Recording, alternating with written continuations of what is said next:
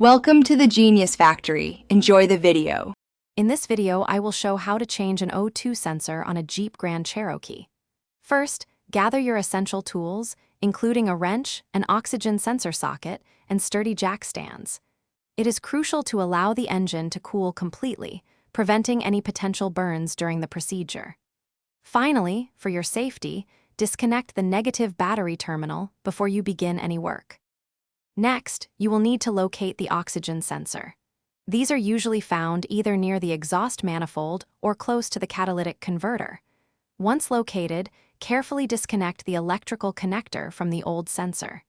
Then, using your specialized O2 sensor socket, gently loosen and remove the sensor from its bung.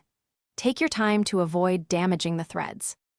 Now, it is time to install the new sensor. First, apply a small amount of anti-seize compound to the new sensor's threads. This helps prevent future seizing. Carefully hand-thread the new oxygen sensor into its bung to avoid any cross-threading. Once it is hand-tight, use your O2 sensor socket to tighten it to the manufacturer's specified torque, ensuring a secure fit. For the final steps, securely reconnect the electrical connector to your newly installed oxygen sensor. Then, reconnect the negative battery terminal to restore power to your vehicle's electrical system. Start the engine and carefully observe the dashboard for any warning lights, such as the check engine light. If no lights appear, your repair is likely successful and you are ready to drive. Thanks for watching. If you found this helpful, don't forget to like and subscribe.